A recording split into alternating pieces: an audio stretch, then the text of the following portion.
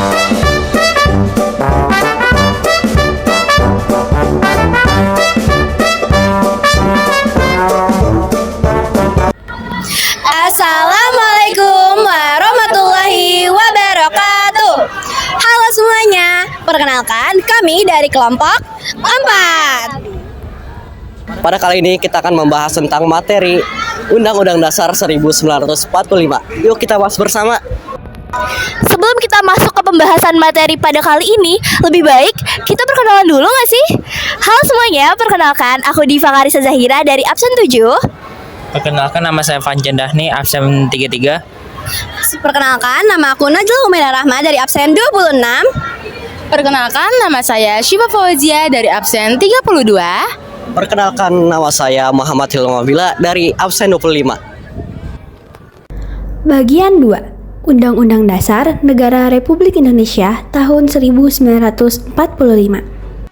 Pada bagian kedua ini, ada beberapa unit yang akan kita bahas. Yang pertama adalah pengenalan konstitusi dalam pengalaman kehidupan sehari-hari.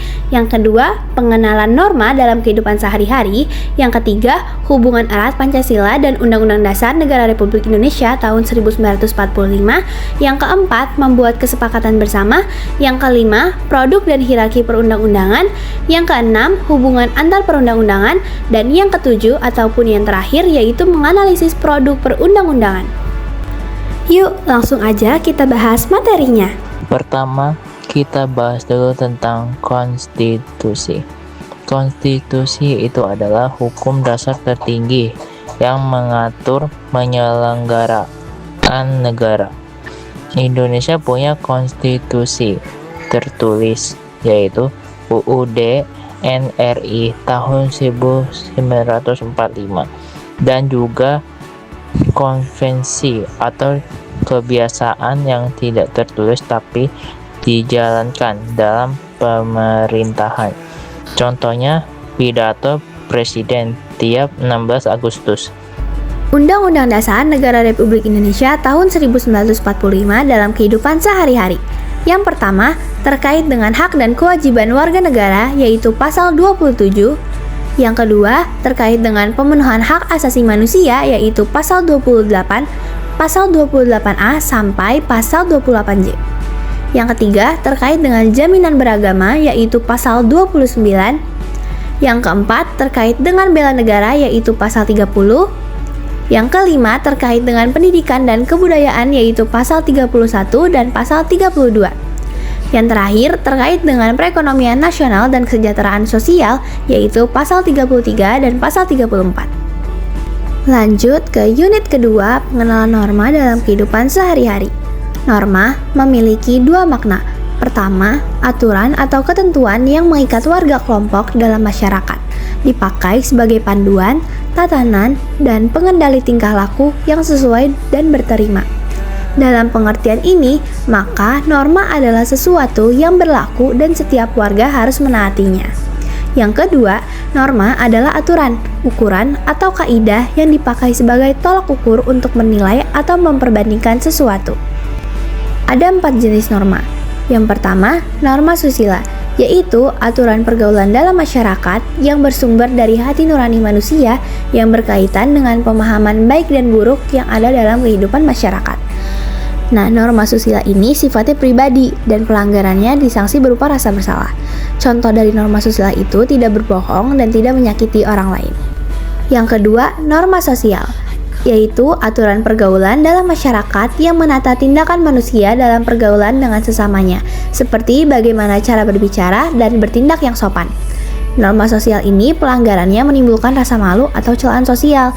Contoh dari norma sosial adalah menghormati orang tua, berbicara yang sopan, dan antri saat membeli.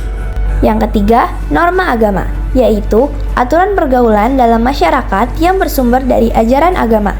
Pelanggaran terhadap norma ini dianggap berdosa secara keagamaan. Nah, contoh dari norma agama ini adalah beribadah sesuai ajaran agama masing-masing. Yang terakhir, norma hukum, yaitu aturan pergaulan dalam masyarakat yang berasal dari peraturan yang dibuat oleh pemerintah ataupun DPRD di berbagai tingkatan. Nah, pelanggaran terhadap norma ini dikenai sanksi tegas berupa hukuman. Contoh dari norma hukum adalah tidak boleh melakukan pencurian, pembunuhan, ataupun pelanggaran lalu lintas. Norma ini diperlukan agar interaksi antar manusia dapat berjalan dengan baik, saling menghormati, saling memberi, tolong-menolong, dan menyayangi. Lanjut ke unit ketiga, hubungan erat Pancasila dan Undang-Undang Dasar Negara Republik Indonesia tahun 1945. Pancasila menjadi sumber segala sumber hukum negara. Penempatan Pancasila sebagai sumber dari segala sumber hukum negara sesuai dengan pembukaan Undang-Undang Dasar Negara Republik Indonesia tahun 1945 alinea keempat. Pancasila sebagai dasar dan ideologi negara serta dasar filosofi negara, yang berarti setiap materi muatan peraturan perundang-undangan tidak boleh bertentangan dengan nilai-nilai yang terkandung dalam Pancasila. Penjabaran nilai Pancasila dalam Undang-Undang Dasar Negara Republik Indonesia tahun 1945.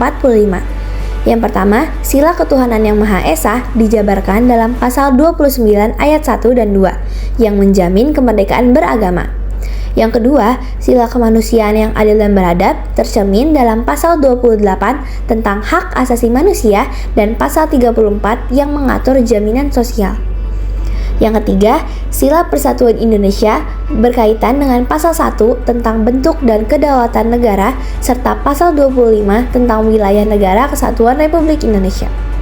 Yang keempat, sila kerakyatan yang dipimpin oleh hikmat kebijaksanaan dalam permusyawaratan perwakilan terlihat dalam pasal 1 ayat 2, pasal 6A, pasal 7, pasal 7A, pasal 7B, dan pasal 8, sampai pasal 16 yang mengatur sistem pemerintahan, lembaga negara, dan kedaulatan rakyat.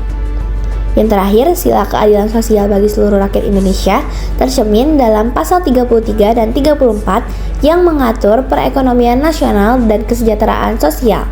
Kesepakatan bersama. Sekarang kita bahas tentang kesepakatan bersama. Kesepakatan itu hasil dari proses negosiasi untuk mencapai mufakat antara dua pihak atau lebih. Tujuannya untuk integrasi sosial dan menghindari konflik. Fungsi dari kesepakatan bersama yaitu untuk menciptakan norma dan nilai sosial yang disepakati, lalu menjadi dasar aturan dalam kehidupan berbangsa dan bernegara, serta menjaga harmoni sosial. Contohnya, di sekolah kita punya tata tertib, itu juga bentuk kesepakatan bersama yang disepakati oleh semua warga sekolah. Lalu yang selanjutnya ada unit 5, produk dan hierarki perundang-undangan. Peraturan perundang-undangan adalah aturan hukum tertulis yang mengikat secara umum dan dibentuk oleh lembaga atau pejabat yang berwenang melalui prosedur yang telah ditentukan. Dasar Hukum Undang-Undang Nomor 12 Tahun 2011 tentang pembentukan peraturan perundang-undangan. Undang-undang ini mengatur tahapan pembentukan peraturan, mulai dari perencanaan, penyusunan, pembahasan, pengesahan, hingga pengundangan. Partisipasi masyarakat juga dijamin melalui rapat dengan pendapat umum atau RDPU, kunjungan kerja, forum diskusi publik, dan sebagainya. Lalu, urgensi Undang-Undang Nomor 12 Tahun 2011 yang pertama, menegaskan Indonesia sebagai negara hukum berdasarkan Undang-Undang Dasar 1945. Yang kedua, menjamin adanya peraturan yang sistematis, baku, dan mengikat bagi seluruh lembaga pembentukan hukum.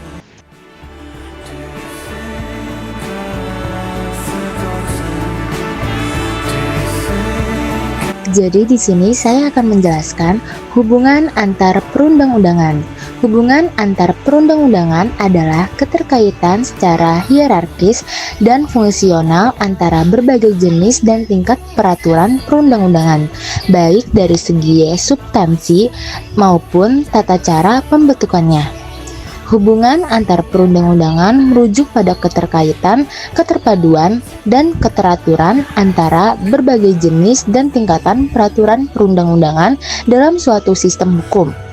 Di Indonesia, sistem hukum ini disusun secara hierarkis sebagaimana diatur dalam Undang-Undang Nomor 12 Tahun 2011 tentang pembentukan peraturan perundang-undangan sebagaimana telah diubah oleh Undang-Undang Nomor 13 Tahun 2022. Dasar hukum dalam hubungan antar perundang-undangan.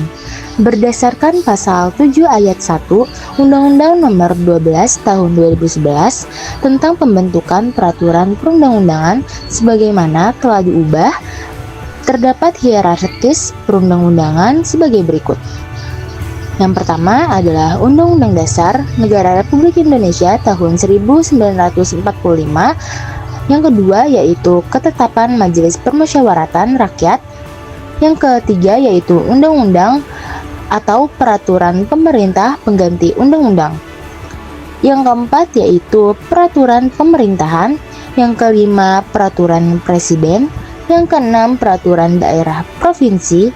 Dan yang ketujuh yaitu Peraturan Daerah Kabupaten atau Kota. Prinsip penting dalam hubungan antar perundang-undangan. Yang pertama adalah lex superior derogat legi inferiori, yaitu hukum yang lebih tinggi mengesampingkan hukum yang lebih rendah. Yang kedua yaitu lex specialis derogat legi generali, yaitu hukum yang bersifat khusus mengesampingkan yang bersifat umum. Yang ketiga yaitu lex posterior derogat legi priori, yaitu hukum yang lebih baru mengesampingkan hukum yang lebih lama. Analisis produk hukum. Setiap produk hukum di Indonesia harus sesuai dengan Pancasila dan Undang-Undang Dasar 1945. Kalau ada peraturan yang bertentangan, bisa diajukan uji materi ke Mahkamah Konstitusi untuk undang-undang atau ke Mahkamah Agung untuk peraturan di bawahnya. Contohnya, Undang-Undang Desa Nomor 6 Tahun 2014 menggantikan Undang-Undang Nomor 32 Tahun 2004 dan Peraturan Pemerintah Nomor 72 Tahun 2005. Undang-undang ini menegaskan otonomi desa supaya desa punya hak mengatur urusannya sendiri. Jadi setiap peraturan harus dibuat dengan jelas, adil, dan bisa dilaksanakan.